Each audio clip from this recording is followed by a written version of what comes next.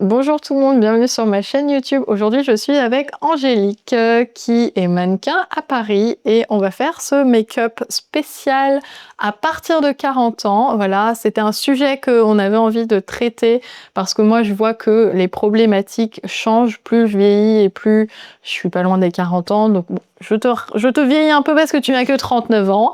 Mais le fait est qu'entre 35 et 45, voilà, on a un peu les mêmes problématiques en général, qui vont être le contour des yeux, l'aspect de la peau, on a du mal à mettre du fond de teint parce qu'on trouve souvent que ça marque un peu davantage. Donc aujourd'hui, je vous donne un peu toutes mes astuces sur comment réaliser ce joli make-up et avoir quand même l'air fraîche, pouvoir se maquiller aussi parce que moi, j'aime même beaucoup me maquiller parfois et c'est pas parce qu'on vieillit qu'il faut arrêter de se maquiller, au contraire, il faut mieux se maquiller. Si vous n'êtes pas déjà abonné, abonnez-vous et on est parti pour cette vidéo et comment réaliser ce très joli maquillage. Je vais commencer par appliquer une lotion, c'est The Essence de chez Tatcha, qui sont des skincare japonais. Je découvre le tube en même temps que je trouve assez esthétique, franchement c'est très sympa. Donc je vais appliquer la lotion sur tout le visage. J'imbibe bien mon coton et ensuite, ça me permet le matin déjà de nettoyer ma peau sans forcément avoir besoin de la laver. Je trouve que de sur-nettoyer la peau, c'est toujours un peu agressif et moi, personnellement, depuis que je fais ça, ma peau se porte beaucoup mieux. Est-ce que toi, tu nettoies forcément tous les matins?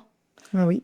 Oui. Bon, tu vois, il y a des gens qui nettoient, c'est obligatoire. Ensuite, je vais venir appliquer cette crème qui s'appelle The Dewy Skin Cream, donc qui va bien hydrater et apporter ce glow naturel à la peau. La base d'hydratation, c'est vraiment important. J'adore, c'est vraiment un petit bijou. Je vous montre de plus près, il y a la petite spatule à retirer pour se servir de la crème. Je vous montre un petit peu la texture.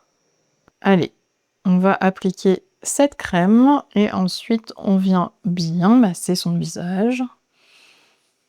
En plus, c'est le petit moment sympa quand même, je trouve, le matin. Bon, en plus, quand on se fait masser par quelqu'un, c'est encore plus agréable. On va mettre un contour des yeux de chez Skin Office. J'aime bien cette texture parce qu'elle est assez légère, un peu gel, presque fraîche. Et je trouve que ça surcharge pas le contour des yeux, surtout le matin avant de se maquiller. Il n'y a pas besoin d'en mettre beaucoup. Et elle glisse bien, donc c'est assez agréable à appliquer. Il faut quand même toujours penser au contour des yeux parce que je trouve que quand on n'hydrate pas et qu'on vient appliquer l'anti-cerne, c'est là qu'on va voir que ça a davantage tendance à marquer les petites ridules qui commencent malheureusement à apparaître. Moi, c'est vrai que c'est vraiment le contour des yeux, la zone qui me pose maintenant vers les 40 ans le plus de problèmes. Je vais appliquer le fond de teint Luminous Silk. Alors, ce que j'adore avec ce produit, c'est qu'il est hyper lumineux. Je vais en appliquer sur ma main et je vais le prélever avec un pinceau. Et alors, l'idée, c'est de pas mettre trop de matière parce que je trouve que ça a tendance à marquer un peu la peau, mais on a envie, je trouve, d'unifier et de maquiller un peu plus son teint. Moi, je vois maintenant, j'ai envie de plus de couvrance qu'avant. Parce qu'avant, j'avais l'impression que ma peau était parfaite. Et là, moi, je commence déjà. Est-ce que toi, tu sens que tu commences à avoir des petites taches aussi, peut-être? Ah oui. Donc, tu as envie d'un teint peut-être plus unifié. Voilà. T'as envie d'un teint plus unifié, mais t'as pas envie de cet effet de matière qui fasse un effet pluvieux au niveau de ta peau. C'est ça.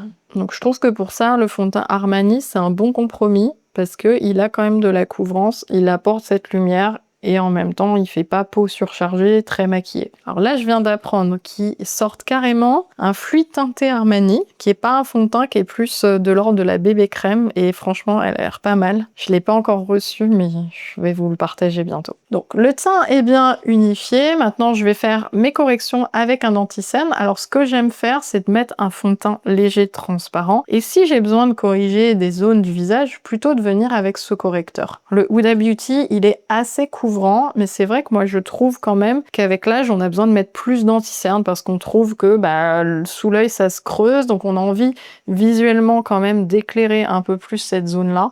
On rigole un peu parce que je trouve qu'elle n'a absolument pas de cerne, mais bon, si vous avez cette problématique à la maison, je vais vous montrer comment faire. Je vais venir appliquer mon anti-cerne ici, je vais faire des petites touches comme ceci, et là, surtout, sur un petit côté lift au coin de l'œil. Voilà, je fais la même chose de l'autre côté. Et avec ce même anti-cerne, moi j'aime bien parfois apporter un petit peu ici de correction et d'effet pareil lift, voire au coin du nez.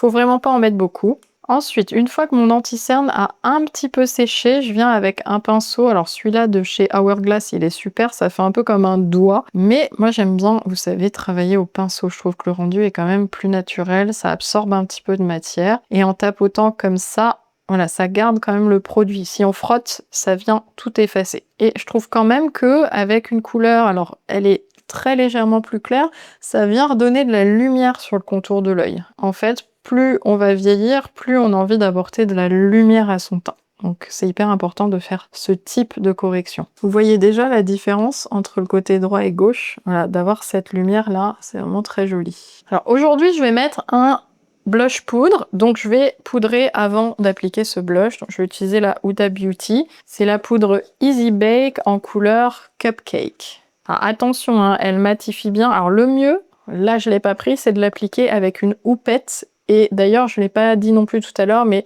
cet anti-cerne de chez Huda s'applique hyper bien avec le Beauty Blender. Parce que l'idée, c'est un peu de d'écraser cette poudre et ça vient un peu flouter et lisser. Moi, j'adore, c'est ce que je mets en ce moment. Donc, je viens vraiment écraser comme ça le produit et c'est comme ça qu'il est le plus joli. Et je vais pas trop poudrer, mais je vais quand même poudrer parce que si on poudre pas, bah, le teint ça tient pas vraiment et on se retrouve au bout d'une heure, on n'a déjà plus rien niveau make-up sur le visage. Donc, un petit peu là, le contour du nez, en fait toujours la zone T finalement. Je fais T, je fais ça, moi, n'importe quoi. C'est pas vraiment un T, mais c'est pas grave.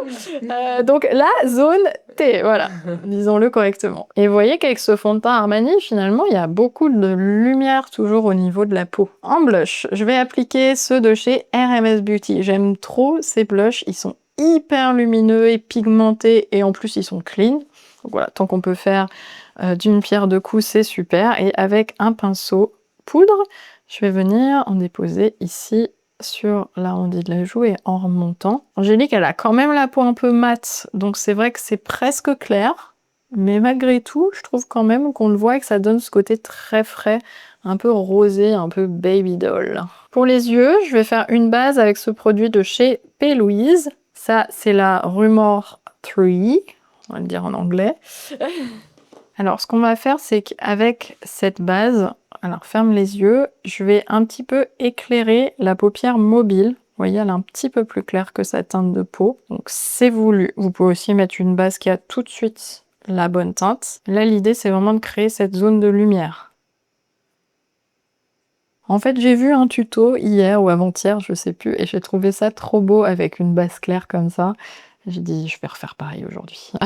J'ai reçu des ombres à paupières de chez Merit, donc c'est des fards crème. J'ai plusieurs couleurs qui sont assez jolies dans les chocolats. Alors celle-là, elle est un peu plus rouge. Je vais vous montrer ça.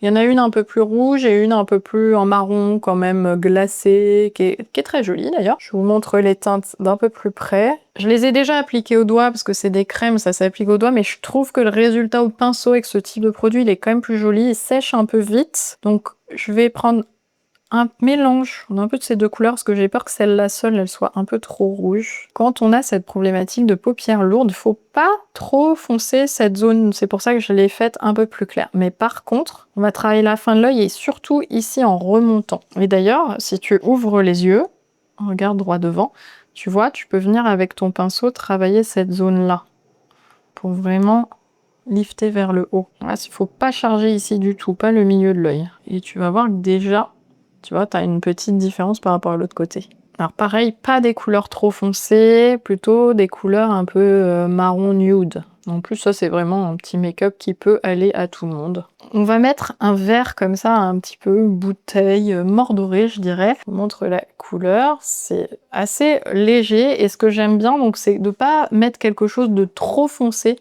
parce que je trouve que ça va alourdir l'œil. Donc plutôt quelque chose qui aurait de la lumière. Celui-là, il est un petit peu brillant. Et ce que je vais faire, c'est que je vais vraiment prendre au ras tes cils, ici, à l'intérieur, pour ne surtout pas travailler sur ma paupière mobile.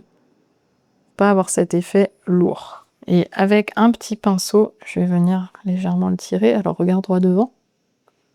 Je vais venir le dégrader un petit peu. Voilà. C'est histoire d'avoir quand même quelque chose qui dessine la base des cils, mais c'est très très naturel. Un petit coup de recourbe-cils. Alors regarde droit devant. C'est un peu le moment de torture. C'est vraiment le seul moment pour mon make-up que j'aime pas. Ouais, mais c'est ce qui fait Ce qui fait l'ouverture de l'œil.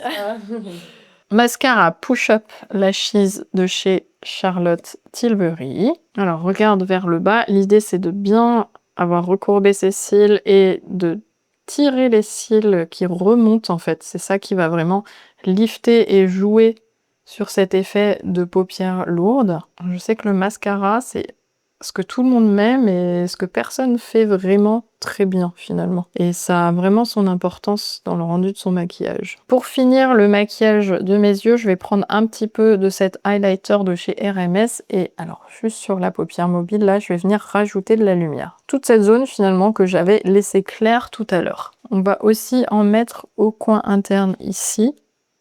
Regarde droit devant. Et un petit peu en dessous là. Voilà, ça donne ce petit point de lumière finalement qui est très joli. Et on va faire pareil, on va faire un œil, un sourcil, parce que je trouve aussi que le sourcil, ça fait toute la différence. On brosse bien vers le haut, déjà, pour bien discipliner les poils. Je vais prendre le Baby Blade en Dark Brown de chez Victoria Beckham.